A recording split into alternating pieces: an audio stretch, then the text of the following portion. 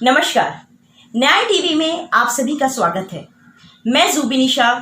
Court roundup की खबरें अब विस्तार से।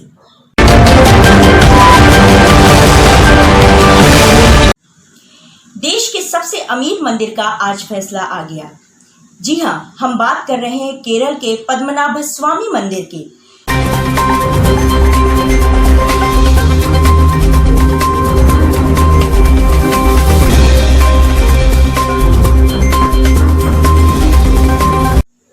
आइए अब सुनते हैं सुप्रीम कोर्ट ने अपने फैसले में क्या कहा।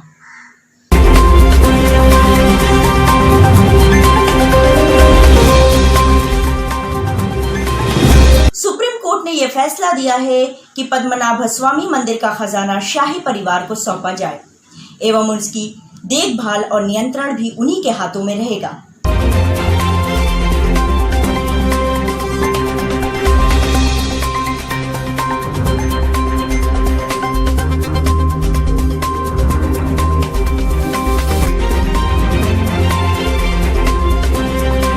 सुप्रीम कोर्ट के केरल के ऐतिहासिक पद्मनाभस्वामी मंदिर के प्रबंधन वाली प्रशासनिक समिति की अंतरिम देखभाल त्रिवंतपुरम के जिला न्यायाधीश अब करेंगे।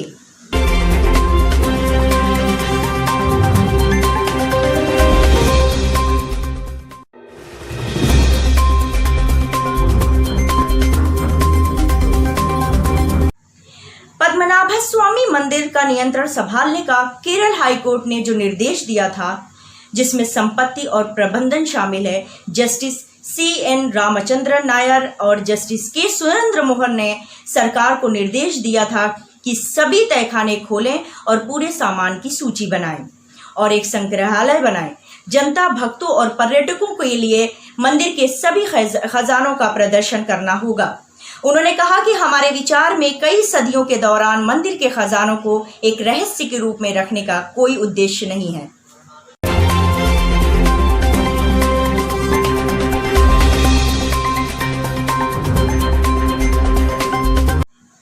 त्रवणकोर परिवार के सदस्यों द्वारा दायर अपील पर शीर्ष अदालत ने केरल उच्च न्यायालय के इस फैसले को पलट दिया है कि उन्हें त्रवणकोर के अंतिम शासक की मृत्यु के साथ परिवार के अधिकारों का अस्तित्व समाप्त हो गया।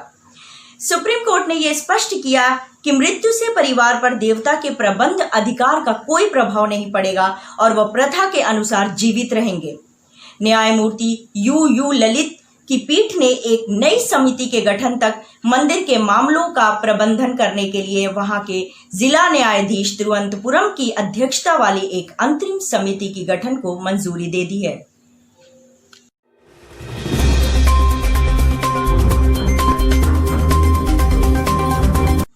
इसी आदेश के खिलाफ सुप्रीम कोर्ट ने आज अपना फैसला सुनाया और कहा कि सारे अधिकार शाही परिवार के पास सुरक्षित हैं और मंदिर का पूरा नियंत्रण शाही परिवार के हाथ में रहेगा।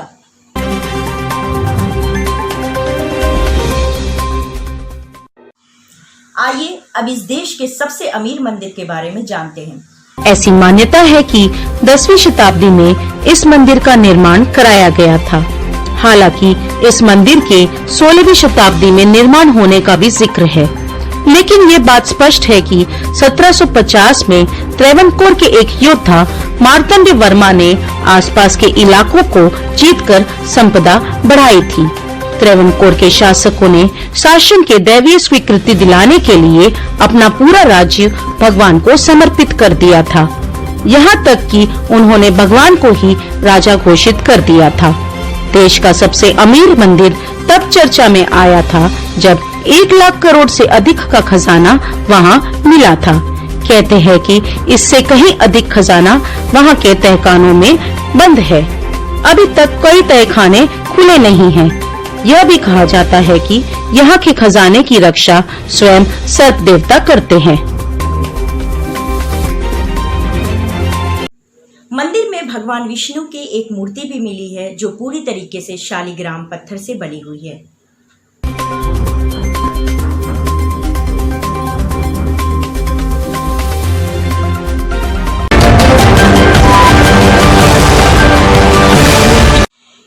कोरोना महामारी के मद्देनजर देश में CA की परीक्षा रद्द कर दी गई है।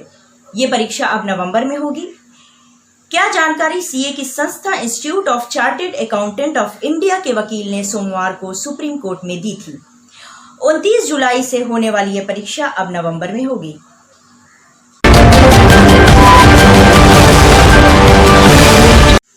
सुप्रीम कोर्ट ने आज अपने ऐतिहासिक फैसले में ये कहा है कि दिव्यांग लोग भी सामाजिक रूप से पिछड़े हैं और वह इस प्रकार SC/ST जनजाति के उम्मीदवारों के दिए लाभ को पाने का समान अधिकार रखते हैं।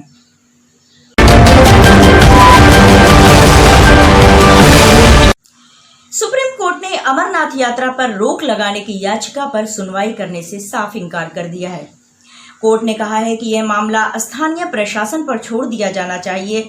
आपको बता दें कि कोरोना महामारी के जोखिम का हवाला देते हुए सुप्रीम कोर्ट में एक याचिका दाखिल की गई थी कि अमरनाथ यात्रा पे रोक लगनी चाहिए।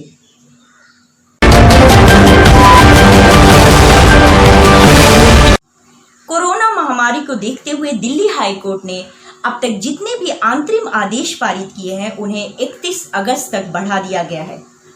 इस मामले पर स्वसंज्ञान लेते हुए मुख्य न्यायाधीश DN पटेल ने अपने आदेश में कहा है कि सभी ऐसे अंतरिम आदेशों की मियाद 31 अगस्त 2020 तक बढ़ा दी गई है, लेकिन उन्होंने ये साफ किया है कि ये आदेश उन पर लागू नहीं होता जिसके बारे में कोई अलग आदेश सुप्रीम कोर्ट ने इस अवधि के दौरान दिया है।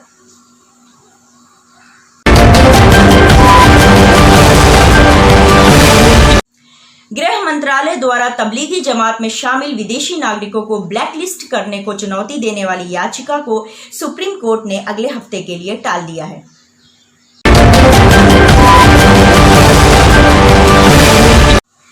आज बस इतना ही। मुझे दीजिए इजाजत। आप बने रहिए न्याय टीवी के साथ।